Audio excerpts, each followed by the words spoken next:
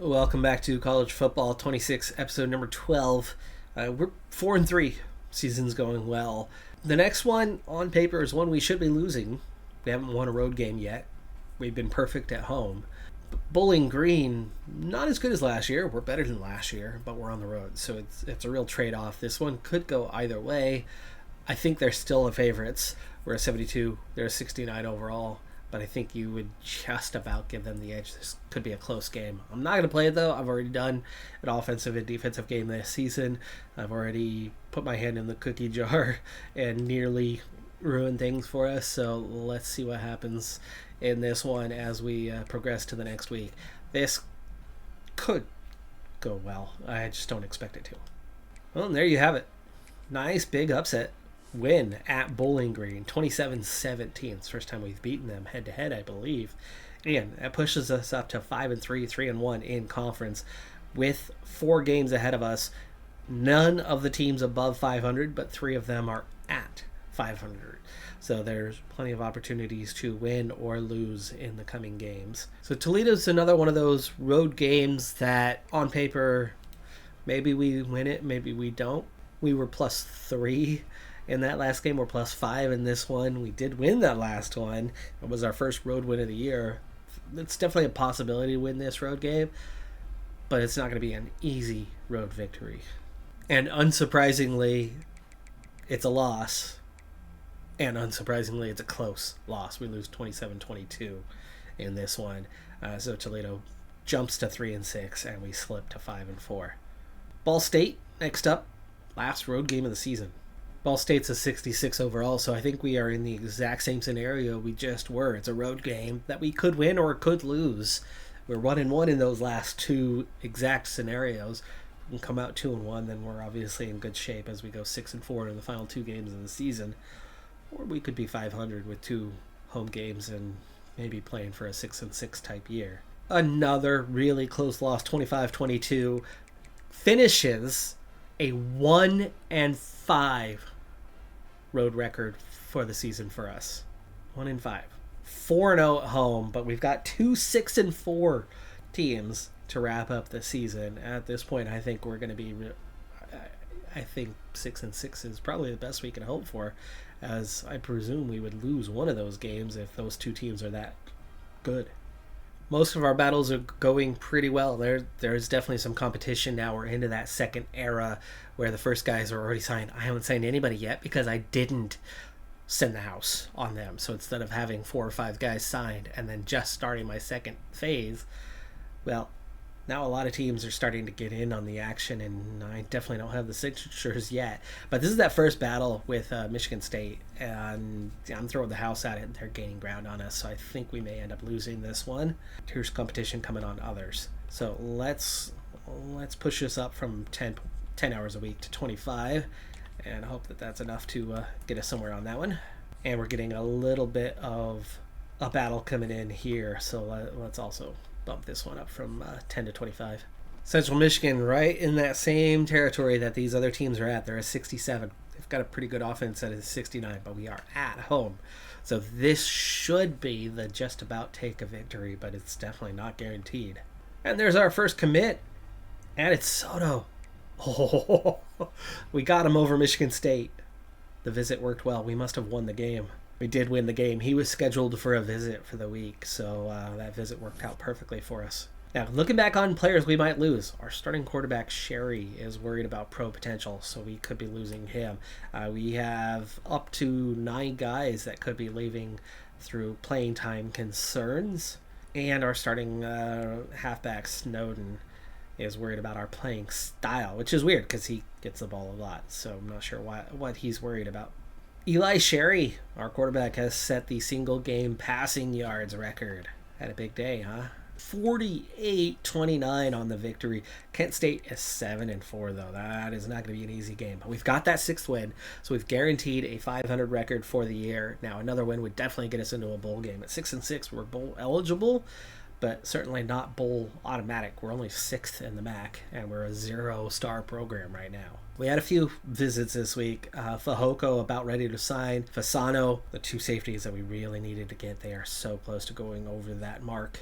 A lot of these guys are pretty close to either getting down to the top 3 or into that commit stage. Soto was a lucky one because Michigan State was breathing down our neck. Really glad we got him. Kent State somehow is only a 61 overall, so realistically we should win this and go to 7-5. And we're getting some signatures. Fasano. Needed that one. That's good. And we lost. We dropped to 6-6. And apparently we lost bad because we only got 86 XP for the week.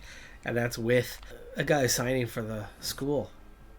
Kerry Brewer career receptions record this week. Shoot, Notre Dame sneaking in on us late here with Tucker. I need to free up some hours. A week later, Fajoko's ready to sign with us. Missed out on one guy who was at the bottom of our list anyway, but we're going to have to go back to the drawing board on that one. That loss to Kent State was bad. Now, they're having a good year. They finished 8-4. We finished 6-6. They're a better team than their average suggests. We lost bad to what is a pretty weak team on paper. Realistically, we should have won that game. We should have won the one earlier in the year with South Alabama, and maybe we win against either Toledo or Ball State. I think realistically we could have been 9-3 this year, but of course it never goes exactly as planned. There's always going to be some sort of slip up. I think realistically we should have had a 7-5 season with the quality of team that we have. Not far off from that. 6th in the MAC, definitely not going to head for a conference championship or anything along those lines. We'll see if we make a bowl game. I've freed up enough hours to go all in on Jabari Tucker, weak side linebacker. I was only doing 10 hours a couple weeks ago. Last week I upped that to 25, and you can see just how close that is to commit status. We're in the final phase. 25 hours got me a quarter of what was left, so 50 hours theoretically would get me 2/3 of what's now left. It's going to take one more week beyond that, and Notre Dame is coming very, very quick on his signature. At their rate, they might get it in 2 to 3 weeks, where it's looking like it's going to take us a couple weeks, which means we might go into a battle. And if we do go into a battle, Notre Dame's clearly got us beat because they are gaining so much faster. We don't actually. He doesn't really like us. Looking at his board, the things he cares about: pro potential, C+ is the highest grade. He doesn't care about proximity to home. None of the other grades are high. This guy feels like somebody who's going to stay with us for a year or two and then transfer out anyway. But we don't want to lose him now. We've invested so much time and effort into trying to get his name added. UConn's also breathing down our neck on this guy. So this is looks like we could be losing a couple of them. So this strategy of diversifying is working and not working. I lost battles before last year, so it's not like it's totally new. We are definitely going to miss out on a few names here. Oh, we got Jabari Tucker. Okay, that worked out. This year's Heisman has gone to the Ohio State wide receiver with 122 catches, 1,600 yards, and 20 touchdown receptions. And we have made it to the Salute to Veterans Bowl against Arkansas State. Statistically, Arkansas State definitely looks a lot stronger. 40 points per game to our 26. A lot more passing yards, even more rushing yards. And they are better on paper as well. 74 overall. Similar offenses, but their defense is definitely a bit stronger than ours. As much as I'd like to play both sides of the ball for the bowl game, I don't feel like I'm going to do us a service. I'm not going to give us any sort of chance to win. We're technically a road team. We are technically weaker. We've only won one road game all season. Let's play the defensive side of the ball and hope that the offense can do a little something behind the scenes to give us a chance. If I can keep it down to 14, that give us at least a glimmer of hope. All right, we're going to begin the game on defense here in the rain. Salute to Veterans Bowl. I am a veteran, but let's focus on the game, huh?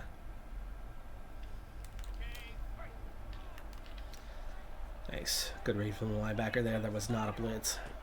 Now, like last episode, I am experiencing... Yikes. That's worrying. Not only did he find some space, but he was able to find some space after the catch to add some yards to it, and we're already at the 50. Audible switching the play, so they're doing a lot of no huddle.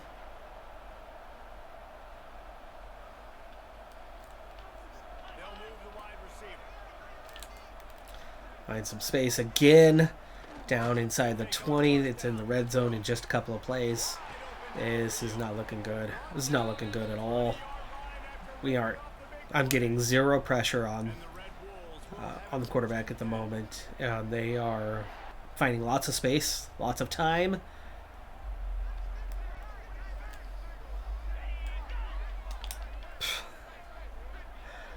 Three plays and they're down to the 1 yard line.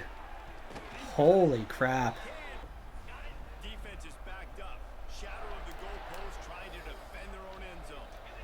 Oh, I finally got penetration, though, here on the, fourth play of the game? But they score. Fifth play. If we don't stop them on this drive, this game's going to be over real fast.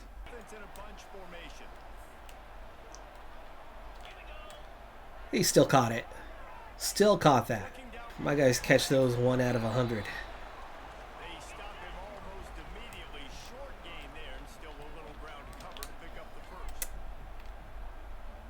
Yeah, we're screwed. We are so screwed. He's already got 100 yards on the day. Landman, go for a cover 6. Lots and lots of guys to try to stop. Let's see if we can get an incompletion finally.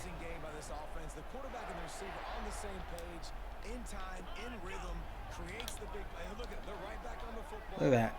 Even when we make a good play, they still get 6 yards. There's a first down and more. That was 10 plus yards. 2 rushes, 14 yards already, so it's on the ground, in the air, no matter.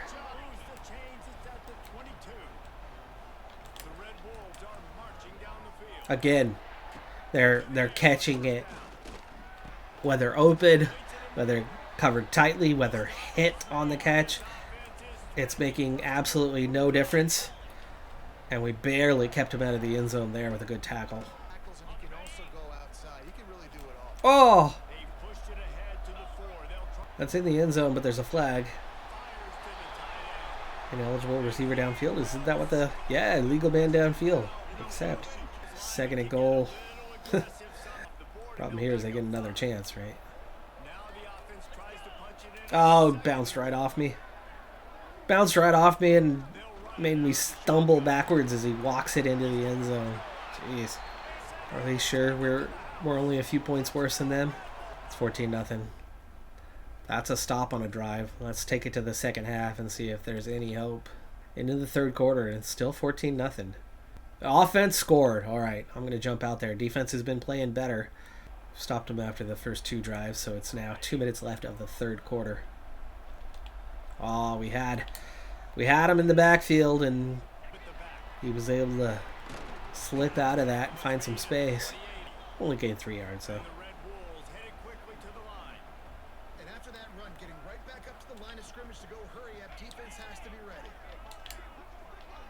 I read it, couldn't get out there. They had me blocked really well.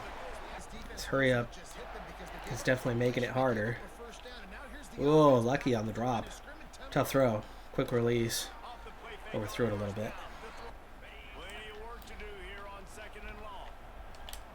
There we go. Good tackle. No gain. Line of scrimmage is 4 yards ahead of that. Was it not? Apparently it wasn't. I thought the line of scrimmage was the 40.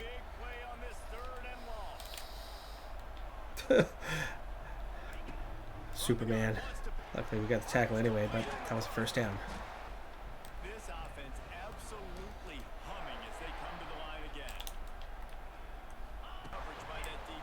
Yeah, I don't know if you're getting the audio lag that I'm getting in the ear. It's pretty ridiculous. 15 seconds behind. Oh, that's barely enough for a first.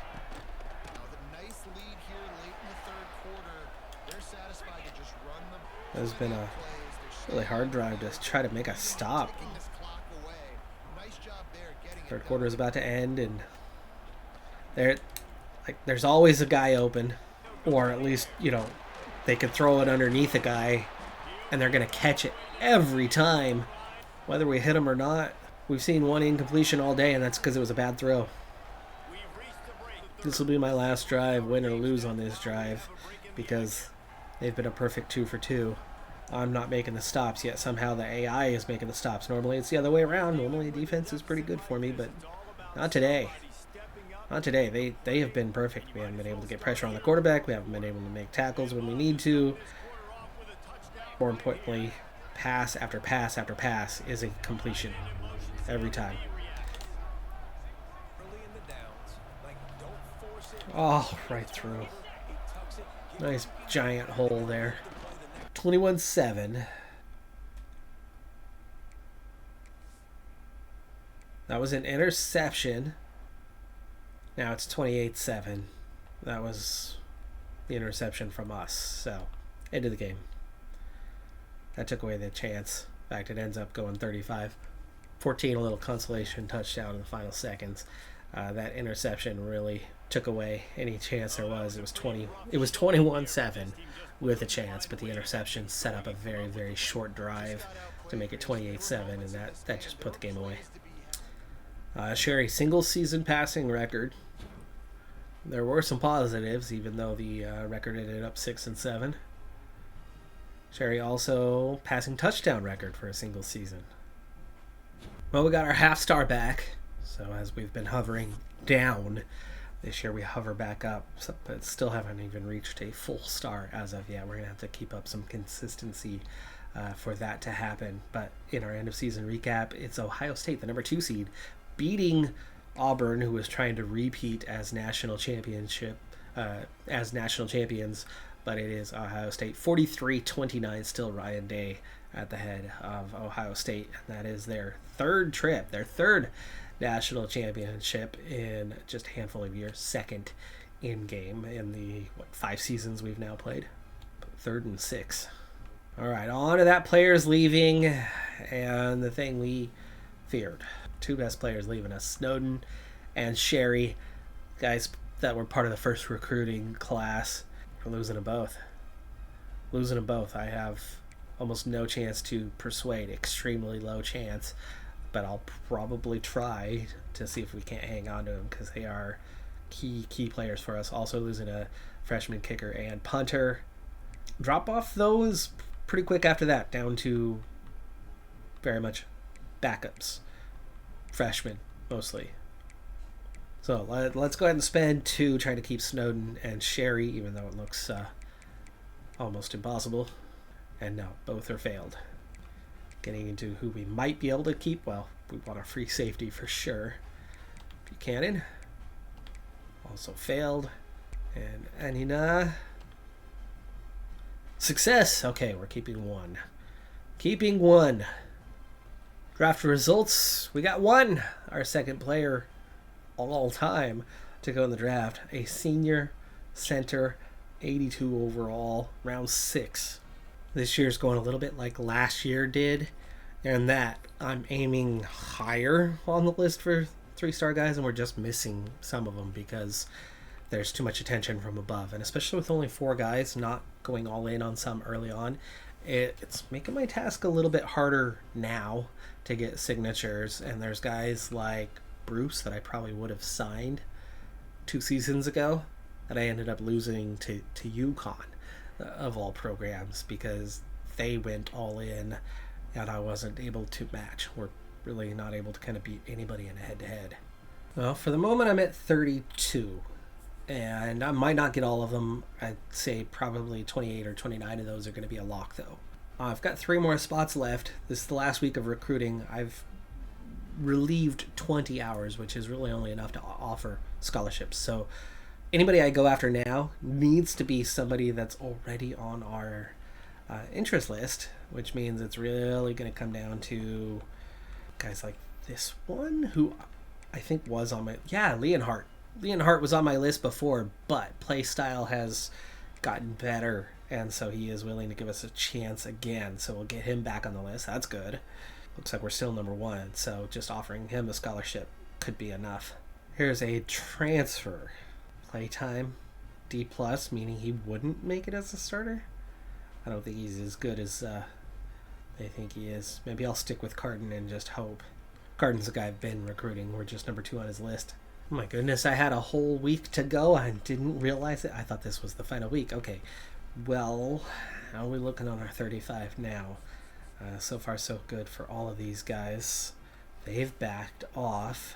I think I can spare those hours, at least half of them now. I know we're not going to get all 35, but I think we should get at least 30 to 32 guys in this class. Okay, well, we got Leonhardt. That's good. And we got our only 2-star guy.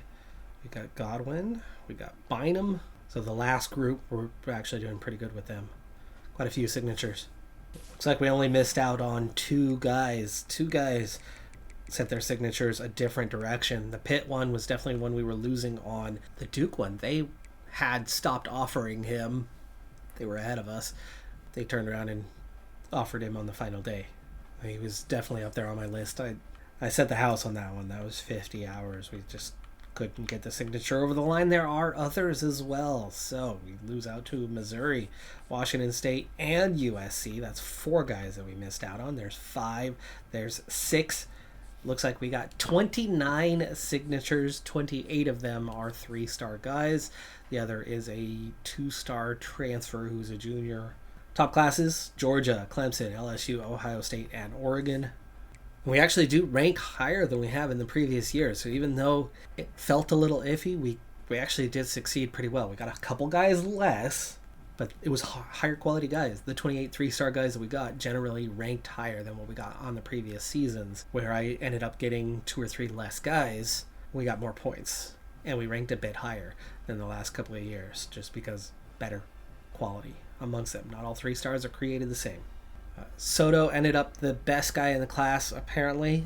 Defensive tackle, a couple wide receivers right behind him, quarterback in McDougal, and a halfback in Behringer are the top guys. So going into offseason, before we've had development, chance to change positions, of course there's going to have been at least an athlete or 2 in this class that we're going to want to shuffle around. We've only got 2 guys left that are 80 plus, a couple senior special teams guys, punter and a kicker. And then it's a punter and kicker just behind them. Kindred is going to be our top player left as a field position kind of guy. And then a wide receiver just behind that, another left edge there. So there's definitely some quality still heading into next season. But I've only got 3 quarterbacks left, including a true freshman in McDougal, the only recruit in the class. A redshirt freshman in Smalls, and then a redshirt junior, 70 overall. We're going to need him to make a pretty big jump. 3 freshmen in the halfback class. Definite quality, though, but only those top guys are going to improve. I doubt anybody's going to be 80 plus, though. Fullbacks looking pretty all right. Wide receiver, 3 decent guys coming in as recruits, but only 1 good one. We need some good development from the others. Tight end's looking all right. Left tackle's definitely thin. So is left guard. 4 centers. We'll probably move one of them out. Oh, plenty of guards, including a couple young ones coming in. Let's move a couple of these guys over. The ratings look identical, but I think they should have changed by now because we have our training results. It looks like we're going to have a very similar quality next year that we had for this year, with Arakpo an 83 overall wide receiver to lead the team. Kindred now an 82 overall. On that left edge, Ramirez, redshirt freshman, 81 overall. There's some quality right there, huh? Quarterback's going to be a bit of a problem, though. Keener only developed to a 72 overall. He's got plenty of agility. Throw power is very weak, but he can run, so he is going to be more of an option quarterback for us. Mid-70s for our halfbacks, but no top-end guy. Fullback is looking pretty decent to help out. Wide receivers certainly okay. We'll have similar quality to what we had at the top end last year and more depth behind than we had last year. Tight end is getting a lot better. Definite mid to upper 70s now. We've got a decent left tackle, decent left guard, decent center and right guard, and the offensive line is looking a lot better. We already noticed the defensive line's looking pretty good as well. Strong side linebackers okay. Middle linebackers certainly okay. Weak side linebackers definitely okay. Corner, a lot better than last year. Free safety still a problem. That was a big problem last year. Our best guy was a 66. Now it's a 69, and strong safety is better. So it seems like we've gotten better everywhere. It does seem like we have gotten better every position than a year ago. So those ratings, either that's just top to bottom for the roster and not really showing the top end, but we've gotten better on the starters across the board for the team. I'm encouraged about where this roster is headed for next season. At the very least, it's as good. Looks like it might be a bit better. That's going to do it for this episode, though. I'm Decathlon Gamer. Like, comment, subscribe, and I'll see you next time. Have a good one. Be safe out there. Bye for now.